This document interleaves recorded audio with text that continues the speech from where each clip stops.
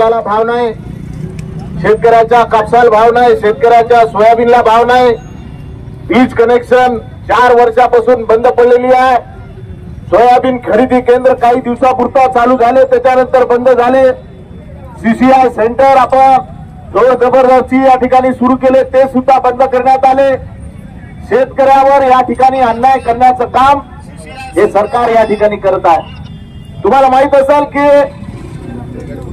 शेतकरी न्याय मागण्यासाठी रात्रंदिवस या ठिकाणी अहोरात्र मेहनत करून या सरकार दरबारी हेलपाटे मारत आहेत, परंतु या राज्याचे कृषी मंत्री त्यांनी सांगितलं होतं आपल्या भाषणामधून की 1 रुपया मध्ये आम्ही शेतकऱ्यांना त्या ठिकाणी विमा देऊ।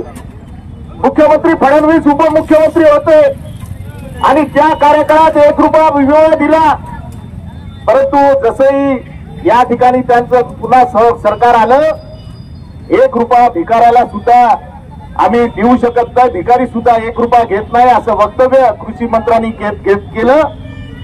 आणि या कृषी मंत्र्याला या आमच्या शेतकऱ्याचा पापाचा खडा भरण्याचं काम पडलं आणि 2 वर्षाची शिक्षा या शेतकऱ्याला भिकारी म्हणण्याचं पापाचं काम ज्याचे या कृषी मंत्र्यांनी केलं त्याला 2 वर्षाची शिक्षा त्या ठिकाणी झाली।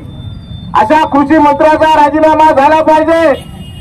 खऱ्या अर्थानं आमच्या शेतमजूर बांधवांना या ठिकाणी न्याय मिळत नाही। या ठिकाणी रास्ता रोको करून आपण या ठिकाणी काम करत आहोत। कुठे आपला पालकमंत्री कुठे फिरून राहिला? अरे गंगेच्या नदीत डुबक्या मारण्यापेक्षा या भागातील गरीब सामान्य बंजारा शेतकऱ्याला न्याय दे। या ठिकाणी भ्रष्टाचाराचा कळस लावलेला आहे, अतिक्रमण हटाव या ठिकाणी मोहीम राबवली, गरीब आणि सामान्य माणसाला त्या ठिकाणी अन्याय त्या ठिकाणी करून राहिले, परंतु आम्ही आतापर्यंत गुपचूप होतो। जर काही विशिष्ट लोकांचेच अतिक्रमण पाळत असाल हे शिवसैनिक गप्प बसणार नाही, आम्ही रस्त्यावर उतरल्याशिवाय राहणार नाही। या ठिकाणी सत्तेचा माज आलेला आहे। अरे गरीब आणि सामान्य माणसाचे काम दिले सोडून अरे तुमच्यातच भांडण लागलेले आहे। शिंदे गटाच्या कामावर ते देण्याचा सपाटा या ठिकाणी या सरकारनं मुख्यमंत्र्यांना लावलेला आहे। अबे तुमच्यातच एक मत नाही तर या गरीब आणि सामान्य शेतकऱ्याला तुम्ही काय न्याय देऊ शकणार आहे? या ठिकाणी आपण आंदोलन करून मित्र तुम्ही भिवू नका। किती परमनंट आलो का आपण इथं? 1 दिवस जात होता आपल्याला, परंतु अशा दबाव तंत्राच्या लोकांना भिण्याचं कारण नाही। या ठिकाणी गरीब आणि सामान्य शेतकऱ्याचा लढा आपण देऊ। या ठिकाणी बसलेले 72 या ठिकाणी शिवसैनिक आहे। अरे ज्या पद्धतीने या ठिकाणी तुम्ही वेगवेगळ्या पद्धतीने या ठिकाणी जे काही कामं चालू आहे, भ्रष्टाचाराच्या फायली जर तुमच्या काढल्या, प्रचंड भ्रष्टाचार तुमच्या हातातून झालेला आहे। आम्हाला जास्त त्याच्या खोलात जायला लावू नका, आम्ही सुद्धा जायला तयार आहे, परंतु आमच्या विशिष्ट लोकांना त्रास देण्याचा या ठिकाणी काही अधिकाऱ्यांना आम्ही सूचना करतो की आजपर्यंत आम्ही काही बोललो नाही। जर कायद्यानं एखाद्याचं अतिक्रमण होत असेल तर आम्ही त्याच्यात बोलणार नाही, परंतु हेतू परस्पर काही लोकांच्या अतिक्रमणाच्या बाबतीत तुम्ही पुढाकार घेत असाल तर रस्त्यावर तुमचा जबाब आम्ही विचारल्याशिवाय राहणार नाही। आणि शिवसैनिकांना सोबत घेऊन या ठिकाणी कायद्याची सुव्यवस्था जर जाग्यावर ठेवायची असेल तर सर्वांना सारखा न्याय मिळाला पाहिजे। काही भोपणजी पिलांटू जर तुमच्याजवळ अधिकाराजवळ येत असेल आणि हेरझाऱ्या मारत असेल आणि याचं त्याचं नाव सांगत असेल हे जमणार नाही। कृपा करून माझा अधिकारी लोकांना सूचना आहे की तुम्ही कायदेशीररित्या आम्ही त्या ठिकाणी बोलत नाही, पण हेतू पुरस्पर जर आमच्या लोकांवर अन्याय होत असेल तर त्याच्या बाबतीत आम्ही रस्त्यावर उतरल्याशिवाय राहणार नाही। आज काय शेतकऱ्याची परिस्थिती आहे? आमचा ग्रामीण भागातील गरीब सामान्य शेतकरी 4000 रुपयानं सोयाबीन चाललेला, कापूस खरेदी केंद्र बंद आहे, सोयाबीनचे खरेदी केंद्र बंद आहे। या ठिकाणी तूर गेल्या महिन्यात 12000 रुपये क्विंटल होती, आज काय झाली? या मोदीला समजत नाही का? 90,000चं सोनं झालं आणि आपल्या कास्तकाराची 12,000ची तूर 7,000वर आली। हे तुम्ही आम्ही उघड्या डोळ्यानं या ठिकाणी पाहून राहिलेला आहोत। मित्र तुम्ही अजूनही जागे झाले नाही, जागे व्हा। या संघर्षाच्या लढाईमध्ये जातीपातीचं राजकारण बाजूला ठेवा। अरे गरीब आणि सामान्य माणसाची लढाई लढत असाल शर्टाचे 2 बटन खोला आणि मैदानात उतरा। या ठिकाणी या सरकारला न्याय मागण्याचं काम आपण या ठिकाणी करू। अन्यायग्रस्त लोकांच्या मदतीला आपण धावून आलो पाहिजे। गरीब आणि सामान्य माणसाचे प्रश्न त्या ठिकाणी मांडले पाहिजे। अरे लोकसभेमध्ये या 4 जिल्ह्याचे आपल्या विदर्भातील 5 जिल्ह्याचे पैसे 241 कोटी पडून पडलेले होते। या सरकारने अतिवृष्टीचे पैसे पाठवले नव्हते। जसंही आपण लोकसभेमध्ये आवाज उठवला ते लोक या ठिकाणी 241 कोटी रुपये परवाच्या दिवशी या ठिकाणी या सरकारनं पाठवले। शेवटी तुम्ही आम्ही निवडून कशासाठी आलेला? आपल्या गरीब आणि सामान्य माणसाचे प्रश्न शासन दरबारी मांडले पाहिजे। अरे सत्ता सत्ता सत्ता लोक म्हणते, सत्तेत काही लोकांना आम्ही दाखवून राहिले की तुला जिल्हा परिषद देतो, पंचायत समिती देतो, हे देतो ते देतो। आम्ही तुम्ही त्याच्याजवळ होते तेव्हाच काही दिलं नाही, तर आता काय? स्वतः उपाशी असलेला माणूस तुम्हाला काय? मित्र या ठिकाणी तुम्हाला एक सांगतो, या संघर्षाच्या लढाईमध्ये आपण सर्वजण सोबत राहून खांद्याला खांदा लावून या ठिकाणी काम करू। आणि या सरकार जे काही आमच्या शेतकरी शेतमजूर सर्वसामान्य जनतेवर जो काही अन्याय चाललेला आहे त्या अन्यायाचा वाचा फोडण्यासाठी अशा प्रकारचे आंदोलन आपण या ठिकाणी करत राहू। आणि आपल्या सरकारच्या विरोधात जे जे भूमिका या ठिकाणी सरकार घेत असेल, अरे या देशामध्ये आपल्या केंद्रीय मंत्री त्याची पोरगी सुरक्षित नाही, त्याच्या पुढीच्या पाठीमागे गुंडे जाते आणि केंद्रीय मंत्री पोलीस स्टेशन मध्ये जाऊन म्हणते की महापुरीला असं असं झालं, म्हणजे याच्यापेक्षा दुसरं होतं का? काय झालेलं आहे? अरे भारतीय जनता पार्टीचा आमदार दिवसा ढवळ्या या ठिकाणी पोलीस स्टेशन मध्ये जाऊन मुंबईला गोळ्या मारते, हे तुम्ही आम्ही डोळ्यानं या ठिकाणी पाहिले आहे। अशा प्रकारची कायदा सुव्यवस्था या ठिकाणी ढिली झालेली आहे। काही लोक आपले पालकमंत्री सांगतात की आमच्या माणसावर कारवाई करायची नाही आणि तिकडची असेल तर कारवाई करा। आम्ही काय गोळ्या खेळायसाठी आलो करायला? दोघांवरही कारवाई झाली पाहिजे, एकावर कारवाई करता येणार नाही। शेवटी आमच्या लोकांवर अन्याय होत असेल तर त्यासाठी आम्ही सुद्धा रस्त्यावर या ठिकाणी उतरू। या ठिकाणी 72 सर्व लोक बसलेले आहेत। हे फार हिंमतवाले लोक आहेत, तुमचा फोटो मी काढून ठेवतो, कारण भिणारे लोक सहायचे खराब आहेत। अरे मैदानात उतरावं लागेल, आपल्याला करावं लागेल, संघर्ष करावा लागेल। जात पात धर्म भेद या ठिकाणी पाहायचा नाही। ज्या ठिकाणी अन्याय होत असेल या ठिकाणी अन्यायाच्या हत्याराच्या सरकती आपण रस्त्यावर या ठिकाणी उतरल्याशिवाय राहणार नाही। आमच्या लाडक्या बहिणीचा एक नंबर कटून राहिला। 45 लाख या ठिकाणी लाडक्या बहिणी काढून टाकले। आता पुढचा मोर्चा लाडक्या बहिणी घेऊनच काढायचा आपल्याला। त्याने सांगितलं अहो ताई ऐकावं, इकडेच मतदान करायचं। अरे त्याचं आता वोटिंग झालं, मतदान झालं, आता लोकांना वाऱ्यावर त्यांनी सोडलेलं आहे। अनेक योजना या ठिकाणी बंद पडून राहिलेल्या आहे। गरीब आणि सामान्य शेतकरी आमच्या लाडक्या बहिणी आज या ठिकाणी त्यांनी वाऱ्यावर त्या ठिकाणी सोडलेला आहे।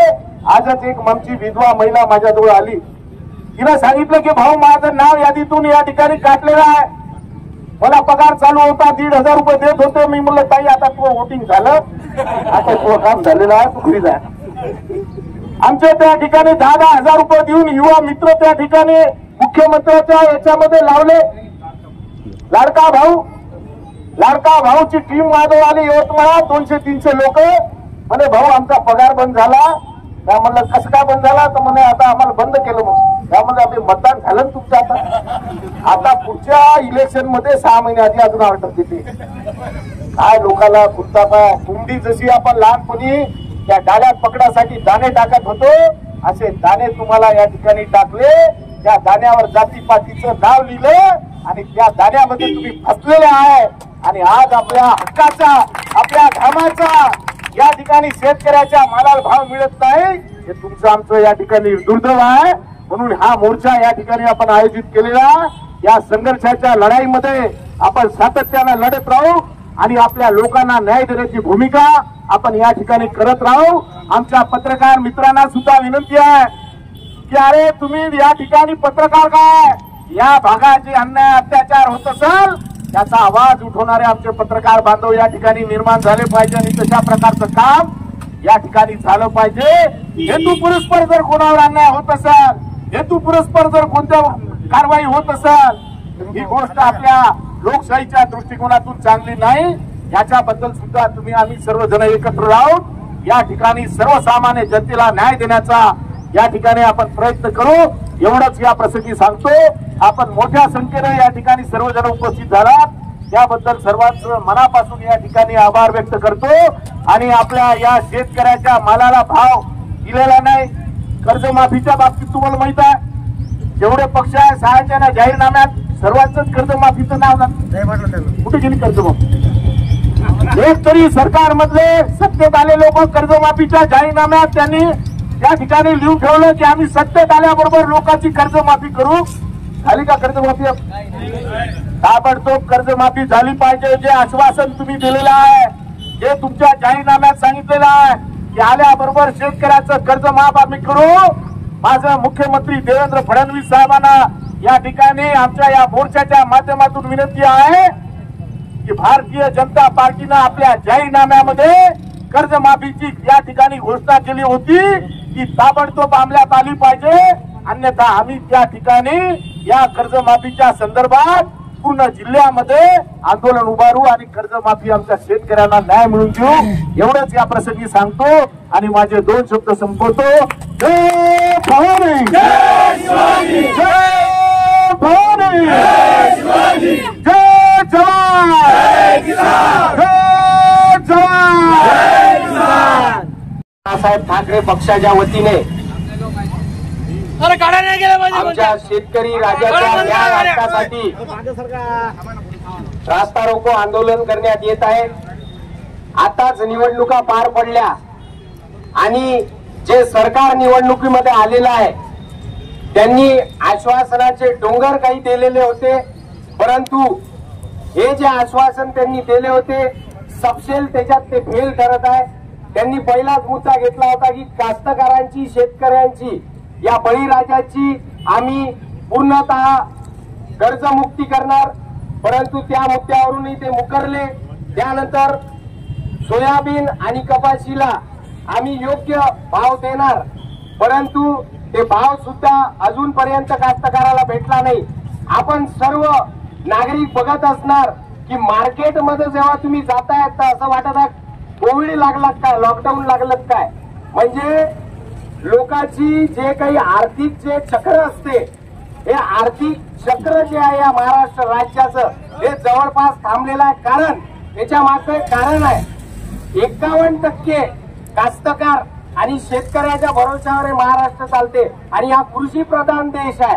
आणि अशा या देशामध्ये जर आपला शेतकरी राजा बळीराजा जर खुश नसेल तर काय करायचं आपल्याला? अहो अर्धा घंट्याचा इथं रास्ता रोको आंदोलन आहे तर आपल्याला त्रास होत आहे, परंतु आपला जे बळीराजा आहे जे आपला कास्तकार राजा आहे अहो याचे हाल ना हाल होत आहे। जे आपला पोशिंदा आहे जे जगाचा पोशिंदा आहे त्याचे जर हाल ना हाल होत असेल तर काय अर्थ आहे? तर यासोबतच जे आज महाराष्ट्रामध्ये महिला सुरक्षेबद्दलचा विषय अहो खासदाराच्या पोरीसोबत कृत्य होऊ राहिले। कॅबिनेट राज्यमंत्री सरकारमधली खासदार खडसेताई तिच्या मुलीसोबत महिला सुरक्षाचे 12 वाजलेले आहे। कास्तकार खुश नाही, व्यापाऱ्याचे हाल ना हाल चालू आहे, मार्केटमध्ये कुठे करती नाही। सगळ्याची असे हाल करणाऱ्या या सरकारचा मी त्रिवार धिक्कार करतो। त्या महाराष्ट्र राज्याचे मुख्यमंत्री जे आहेत देवेंद्र फडणवीस साहेब त्यांनी 15 वर्षापूर्वी एक मोर्चा काढला होता। अजिंक्य 15 वर्षापूर्वी तो तुम्हाला व्हिडिओ पण मिळेल युट्यूबवर। या सोयाबीनला या कापसाला भाव 60,000 रुपये भाव सोयाबीनला आणि कापसाला 10,000 रुपये भाव। मी एकदा दिंडी काढली होती पायी दिंडी, त्या दिंडीचा व्हिडिओ तुमच्या मोबाईलवर आहे पत्रकार मित्रांनो, ते तुम्ही कोणी ऐकत म्हणून तुम्ही म्हणता काँग्रेसला ही मानली त्यानं आम्ही पण त्याने काढा नाही घातल्या। तुम्ही नाही हुशार आहे, तुम्ही काढा घालून इकडे एक मतदान बोलले की तिकडे भाजपला 3 मतदान पडते। जय हिंद जय भारत। महाराज त्यांना वंदन करतो। हा महाराष्ट्र आणि शिवछत्रपती महाराजांचा महाराष्ट्र आहे, शेतकऱ्यांचा महाराष्ट्र आहे, परंतु या नाकर्त्या सरकारात शेतकरी दुःखात पडू नये। कोणत्याही प्रकारचा शेतकऱ्याला अनुदान योजना मिळत नाही। सोयाबीनला भाव नाही, कापसाला भाव नाही, हे सांगून सांगून आमचे घसे कोरडे झाले. मागच्या अनेक वर्षापासून आम्ही या सोयाबीनसाठी, या कापसासाठी आंदोलन